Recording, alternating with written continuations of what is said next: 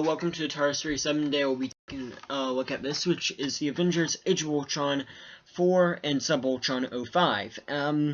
If you've been catching up my reviews, you'll know I've had problems with packaging, and that's why this looks like that. I'm actually having to use Nick Fury's packaging, so that's why on the back of this Nick Fury is going to be on the back. But up here we have the Avengers Age of Ultron logo. We have this where the Avengers would be displayed if, like, I had the plastic piece that would hold them in. But yeah, I lost that. So sorry. Yeah, but over here we have Captain America, Hulk, Iron Man, and Thor. And then on the back we have the Avengers Initiative. Here we just have some writing how to build the ginormous Sub-Ultron, which you kind of can't build. Then we have Age of Ultron here. This is where Thor's name would be written, but now it's Nick Fury because like I said, I'm having to use his packaging. And this is where Thor and the Sub-Ultron would be, but it's replaced by Nick Fury because I'm having to use his packaging. And then we have the Avengers Initiative here. Moving on to Thor. He is actually very well detailed. I do have some problems with Thor, but yeah, not minor. Or not large problems, just minor problems. So, let's start off with the head sculpt. This is probably my mega problem with it. He's kind of got this helmet on, and, you know, a lot of these Thor action figures do have a helmet, but that's kind of what kind of annoys me, because Thor doesn't wear a helmet in the movies, so it is kind of, like, weird that they keep adding helmets onto him. I wish they would have done a release with him out of the helmet, but I don't mind so much. On the back, we just have Thor's hair poking out, and we have this red cape, and it's really not so bad. It's not really movie accurate, which is why I don't like it that much, but it's okay. It's not horrible, and it doesn't take anything away from the figure. It does actually make him look really cool. It's just not as movie accurate, but it is still neat. And then the face sculpt is very good. You can kind of see it looks like Chris Hemsworth, little bit like him. It's kind of hard to see with the helmet, but it is really good. You can kind of see the eyes, and his little, like, mustaching, like, beard. And then we have the silver armor on his gloves. And then we have, like, the black gloves he wears, which is really neat. And then we have these little silver... I'm not really sure what these are. I think they're like buttons, but they're on his suit. And they remind me of the ones from the classic Thor costume from like the 60s and the 50s and the 60s, I believe. You know, like from the original Avengers lineup. And then we have two holding in the cape here in the red cape. I really do like the red cape. But yeah, and the legs, they're just about standard. They don't really have any paint, but they are nice molding, I will say. As for Thor's hammer, it's kind of weird. It feels removable, yet it doesn't want to come out, so I would not remove it.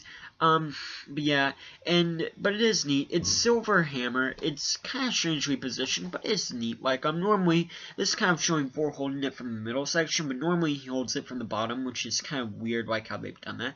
But I don't really mind it, and like I said, it's a very good figure. But yeah, and then we can see the little handle sculpted in.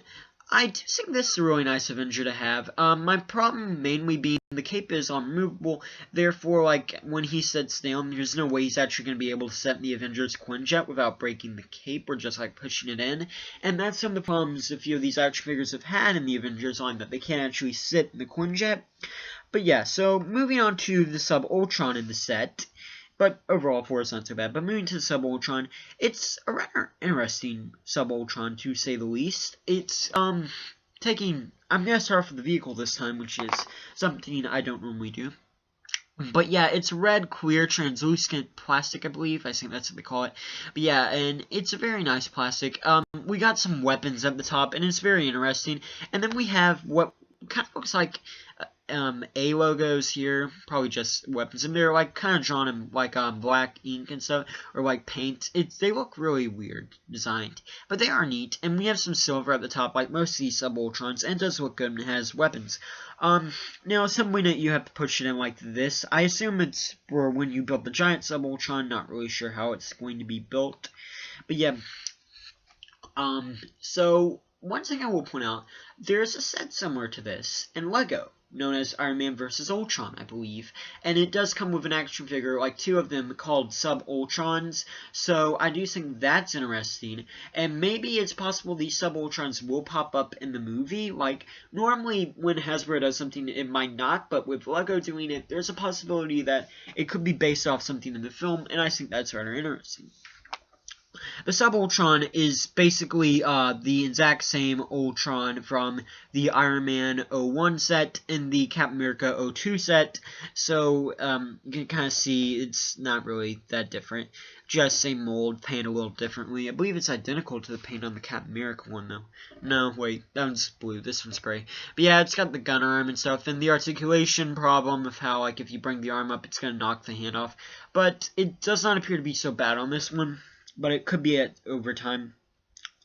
Overall, I do like this 2-pack. If you're not one to collect the 2-pack of the Sub-Ultrons, there is going to be another release of 4 with Iron Man on a 4-wheeler. I think called the Arc Reactor 4-wheeler or something. I do own that. It's a good set. It's the exact same 4. So, like, if you're not crazy about these, you could go and get that. Personally, I think this is a very nice 4 release. It's good head sculpt. I'm not crazy about the helmet because it's not movie accurate, but I personally don't mind, and it actually does make Thor look a little cooler. And his costume is similar to how it looks in Age of Ultron, and I would say this is a very nice 2-pack pickup. Thank you for watching. Please rate, like, and subscribe. Have a nice day.